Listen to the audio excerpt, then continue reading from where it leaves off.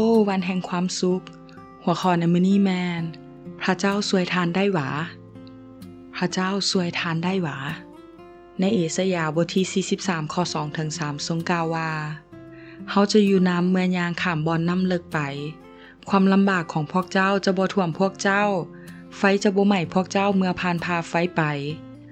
การทดลองที่ลำบากจะทำให้พวกเจ้าบ่ได้เฮาคือพระเจ้ายาเวห์พระเจ้าของพวกเจ้าเด้อกษัตริย์ดาริอุสถามดานิเอลว่าพระเจ้าองค์ที่เจ้ารับใช้ด้วยความจงรักภักดีนั้นสามารถช่วยเจ้าให้พ้นจากสิ่งโตได้บ่อาจมีบางคนหรือแม้แต่ตัวเฮาเองก็เคยถามแบบเดียวกันนี่ว่าพระเจ้าที่เฮาเชื่อนั้นสามารถช่วยกู้เฮาออกจากอันตรายและปัญหาต่างๆได้บ่พระองค์ได้ช่วยเฮาแล้วหรือยังดานิเอลได้รับการช่วยกู้พระเจ้าได้ใช้เทวดาของพระองค์มาอัดปากสิ่งไว้เพื่อบ่ให้มันทำให้ข้าน้อยข้าแด่พระราชาพระเจ้าได้เฮ็ดดังนี้ย้อนพระองค์ฮู้ว่าข้าน้อยบ่มีความผิดหยังและข้าน้อยก็บ่ได้เฮ็ดผิดหยังต่อทานดานิเอลถูกโยนเข้าไปในถ้ำสิงก็เพราะมีคนอิจฉาแต่อิจฉาผิดคนแล้วอย่าได้อิจฉาผู้ที่มีความเชื่อเพราะพระเจ้าอยู่เคียงข้างและช่วยเราอยู่บ่ปรากฏว่ามีอันตรายอย่างใดเพราะดานิเอลได้ไว้วางใจในพระเจ้าของเพิ่นสุภาษิตบทที่29ข้อ25ทรงกล่าวว่าผู้ที่กังวลนำคนเว้าให้ก็เป็นอันตรายแต่ผู้ที่ไว้วางใจในพระเจ้ายาเวห์ก็มีความปลอดภัยมีพลังอำนาจแห่งความไว้วางใจพระเจ้าที่แม้แต่ตัวสิ่งก็แตะต้องบ่ได้อันใดคือตัวสิ่งในชีวิตของทานอย่าย่านตัวสิ่งที่เป็นมารซึ่งคอยวนเวียนท่าอยู่รอบโต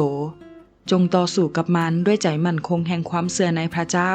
แล้วมันจะหนีไปพระเจ้ามีวิธีที่จะจัดการให้ดานิเอลมีชื่อเสียงเพราะความเชื่อพระราชาออกคำสั่งทั่วแผ่นดินให้ย่านและยำเกรงพระเจ้าของดานิเอลเพราะเป็นพระเจ้าที่ผสนอยู่และดำรงอยู่เป็นนิจที่ช่วยกู้และช่วยให้พ้นได้พระองค์เฮ็ดหมายสำคัญและการอัศจรรย์ในฟ้าสวรรค์และเทิงแผ่นดินเป็นพระผู้ช่วยให้พ้นของดานิเอลบ่มีผู้ใดปฏิเสธคำเว้าเช่นนี้ได้เพราะเป็นความจริงเกี่ยวกับพระเจ้าความเชื่อของเฮาเฮ็ดให้คนอื่นได้เห็นพระเจ้าหรือบ่เมื่อมีพระเจ้าที่ยิ่งใหญ่ความเชื่อของเฮาก็ยิ่งใหญ่ไปด้วยวันนี้พระเจ้าของดานิเอลก็เป็นองค์เดียวกับพระเจ้าที่เฮาเชื่อและบวชระบัดอยู่ในเวลานี้พระเจ้าช่วยกู้ทุกสถานการณ์ได้เมื่อยางข้ามบ่อนน้ำเลิกไปความลำบากของพวกเจ้าจะบ่ท่วมพวกเจ้าไฟจะบ่ไหม้พวกเจ้าเมื่อผ่านพาไฟไปการทดลองที่ลำบากจะทำให้พวกเจ้าบ่ได้เฮาคือพระเจ้ายาเวห์พระเจ้าของพวกเจ้าเด้อจงประกาศห้องไปนำกันว่าพระเจ้ายิ่งใหญ่ขอพระเจ้าอวยพร